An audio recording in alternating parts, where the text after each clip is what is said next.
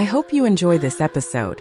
In the far northern regions of the United States and Canada, whispers speak of an ancient presence stalking the forest's indigenous inhabitants. They claim it has always existed, a malicious, cannibalistic beast with an insatiable thirst for human flesh, but more recent reports indicate that this entity's reach may spread beyond the woods. Is it feasible that metropolitan areas are no longer safe from the Wendigo's shadow? The majority of documented sightings of the Wendigo occur in America's far north, notably along the rocky, gloomy woodlands near Canada.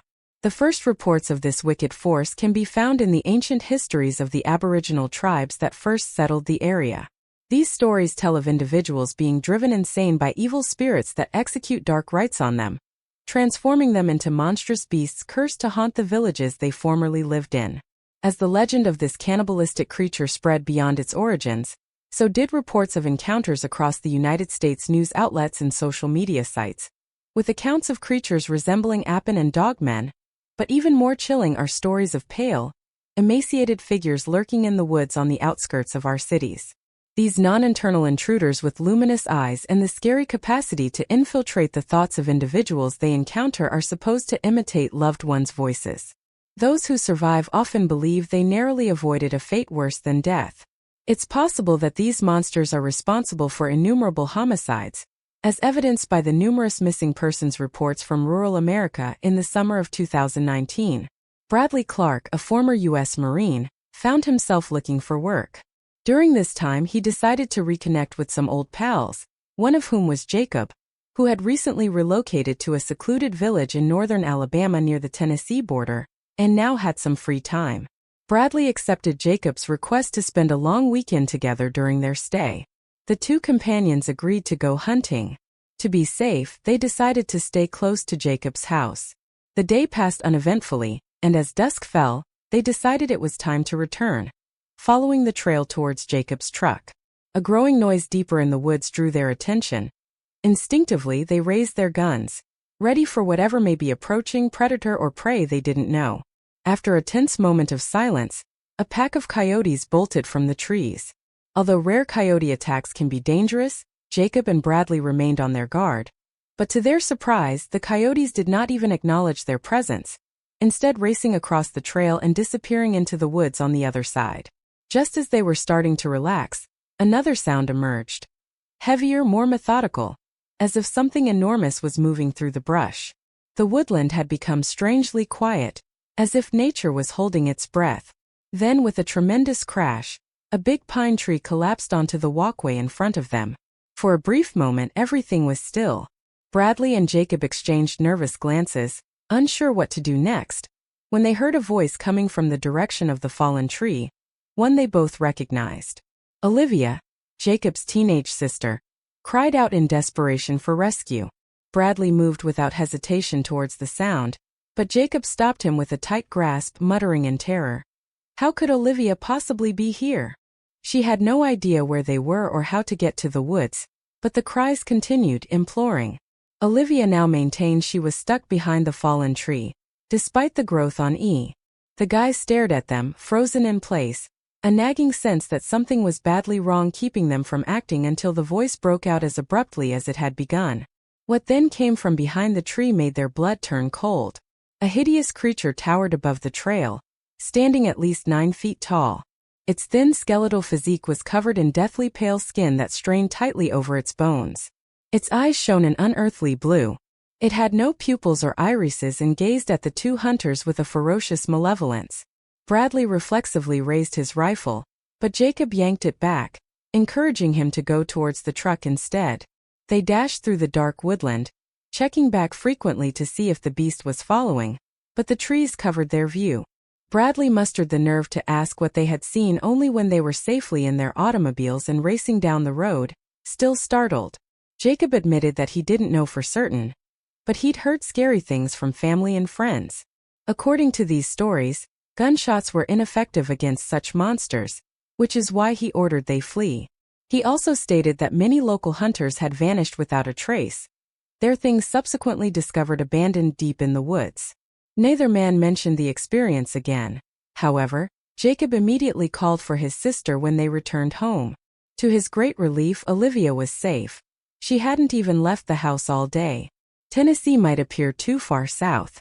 For a species generally associated with the U.S.-Canadian border, this is consistent with an increasing number of stories indicating that the Wendigo phenomena is no longer isolated to the far north, if it ever was. In the autumn of 2015, Adam Reed, a Houston police officer, promised to drive his friend Luke home at the end of his night shift. The two lived on adjoining farms in a small town and frequently car-shared while visiting the city for social events. Adam headed to the bar after making a brief phone call home to ensure his children were sleeping. District to pick up Luke. The journey began as typical, with the two conversing about their work that evening, families, and weekend plans. But as Adam got off the highway and up the driveway leading to Luke's home, something peculiar caught his eye beside a fire pit that Luke had dug. Adam knew the pit was several feet deep, yet he could see two lights shining from inside, like torches glaring back at him. Adam came to a halt approximately 40 yards away from the scene, puzzled. Both men sat and looked at the unusual lights, attempting to figure out what they were. They were trespassers on Luke's land, so the guys decided to investigate. Adam pulled for the revolver he always carried with him and cautiously approached the pit, while Luke hurried into his house to get a rifle. Adam, a police officer, was used to tight circumstances, so he advanced cautiously, scanning the area with the truck's lights for signs of intruders, but when he reached the edge of the pit, it was empty. Just then, he heard footsteps behind him. He believed they were Luke's, but the footfalls were way too heavy. A gunshot rang out. Adam turned around to see Luke standing on his porch, weapon lifted and a look of pure horror on his face, following his colleague's gaze. Adam saw a tall, skinny man retreating into the bushes. He guessed that creature was at least 8 feet tall with grotesquely long arms and legs. As it approached the tree line, its skin was ghostly white, contrasting sharply with the darkness of the night. The creature paused and turned to stare back, its eyes gleaming with the same weird light that Adam and Luke had noticed earlier. Without hesitation, they both opened fire. But the thing just turned and vanished into the forest. Determined to find it, the men grabbed torches from Luke's house and pursued. For more than 20 minutes, they scanned the woods, looking for any evidence that they had hit their target. Just before they were about to give up, they heard a rustling overhead. Looking up, Luke noticed bright eyes peering back from a branch. More than 15 feet above them, a blood-curdling roar resonated through the jungle as the creature vanished once more. Despite their dread, the two men continued to search, firing at shadows and sounds. They heard heavy footsteps and saw leaves rustling, but the thing disappeared into the night. It eventually gone totally. The next morning, Adam returned to Luke's land, and they went into the woods together, hoping to locate any signs that could explain what they had witnessed. They saw spots where the undergrowth had been trampled by something enormous moving quickly and unusual triangle impressions pressed into the soft ground. Neither Adam nor Luke, both skilled outdoorsmen, could explain what they had seen or shot at that night. The true nature of Wendigos is debated among North American indigenous. In some cases, they are entirely physical beings endowed with mystical powers, while in others, they are demons or spirits who draw dark energy from the netherworld to entangle their victims. Some civilizations think Wendigo can shapeshift like skinwalkers, others don't. Late in the winter of 2010, a businessman named Robert Garvey returned to his birthplace, Canada, to reconnect with his family after a long absence. Robert's father and older brother James wanted to make up for lost time.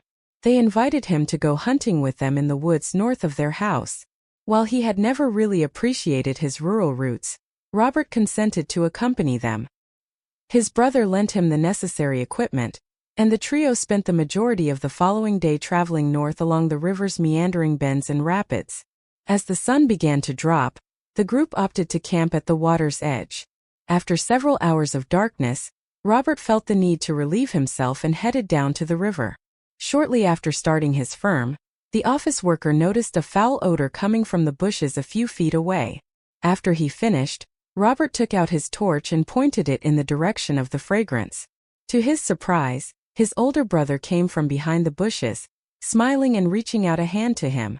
Relieved, Robert questioned James why he had snuck up on him and what the horrible scent was, assuming his brother had also noticed it and gone off to investigate. However, instead of responding, his brother only stared at him closely, wearing the same tight smile. As the seconds passed, Robert watched his sibling's expression shift in a way he couldn't exactly explain but found exceedingly troubling.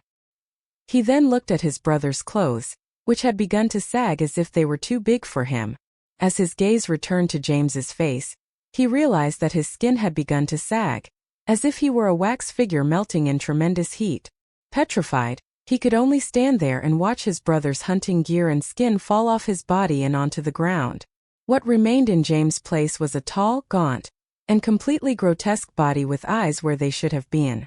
There were 2 black hollows and a mouth that protruded forward from the rest of its face, resembling an animal's snout. With a scream, Robert turned to run back to the campfire, only to feel a stinging agony in his left leg as something seized it and dragged it into the earth.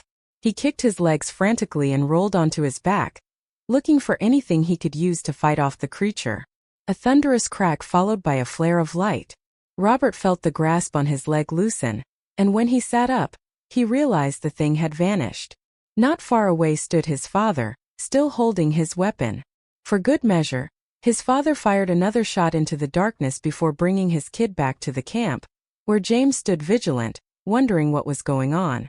Robert tried to explain what he'd seen, but his brother mocked him, making him angry. Finally, their father interfered. He had also seen the assault. He then shone his torch down to Robert's leg, displaying a serious cut from whatever caused the wound. After passing right through his garments and piercing his skin without a word, the men treated the wound before quitting the tent and began the long trek back home through the darkness. The Wendigo legend is unique among paranormal phenomena in that there are centuries of stories all describing the same, or at least similar things, stories across cultures and languages from the first Europeans to native tribes who live thousands of miles apart, though the majority of the sightings take place in the deep woods. More recent encounters have occurred in or near populated areas. Another outlier is the lack of a plausible explanation. People frequently dismiss cryptid sightings in the woods as mistaken identity. Bigfoot can be explained as a grizzly bear walking on its hind legs, whilst a reported alien could simply be a great horned owl with shining eyes in the moonlight. Wendigo sightings often involve experienced outdoorsmen and hunters, and the creature's abilities are entirely supernatural, as stated in the case of Bradley Clark and his friend Jacob. The Wendigo was able to imitate the voice of Jacob's sister. In Adam and Luke's encounter, the creature's eyes were so bright that an experienced police officer mistook them for flashlights. In Robert's case, the beast purportedly transformed into his brother to entice him. No other animal could have these abilities except a paranormal being. Skeptics blame the Wendigo phenomenon on alcohol or accidental ingestion of magic mushrooms. While this may explain why sightings have persisted for so long, it does not explain why so many people report seeing the same type of creature despite hundreds of years and thousands of miles separating some sightings. True believers believe that the answer is straightforward. There is and has always been something in the woods. To them, the reason so many of the early people talked about the Wendigo for so long is that it exists whether as a corporeal creature or not. It is unclear whether this is a spectral being, but it appears that people are seeing something they cannot explain. These stories, along with others that have recently surfaced online, indicate that there may be more hazards hiding in America's rural communities than previously thought. In recent years, there has been an increase in tales of strange animals, shapeshifters, and skinwalkers linked to Native American mythology. Meanwhile, remote areas of the United States and Canada have among the highest rates of missing persons in the world.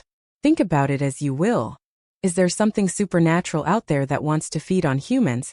And if so, can a Wendigo ever be satisfied?